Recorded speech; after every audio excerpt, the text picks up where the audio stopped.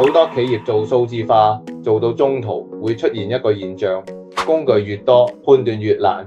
老闆開會問數字、銷售、營運、財務講3套版本，系統有，報表有，但係全部唔連得埋。最後老闆只能靠感覺判斷。但你以為佢唔想擁抱技術，佢抗拒嘅係用咗都冇用，仲要再學多一樣嘢。高管最想要嘅從來唔係新技術，而係一個可以信得過嘅第二大腦，幫佢哋把資料整乾淨，統一口徑，自動揾重點。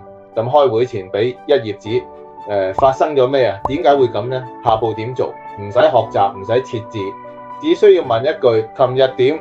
呢個先係 AI 喺管理層真正嘅價值，唔係功能，而係幫你睇通、睇齊、睇透業務，減少判斷風險，減少管理成本。我係 Terry Focus AI 商業應用，即係如果你都想為公司打造一個真正幫你做判斷嘅第二大腦，可以 DM 我 AI 商業應用，我可以幫你睇下問題根源喺邊，點樣由一條業務線開始，由細做到見效，由見效做到規模。如果你覺得呢條片對你有啟發，歡迎你點讚、訂閱、轉發，我會繼續同你分享 AI 點樣喺真實商業入邊落地，真正幫到生意。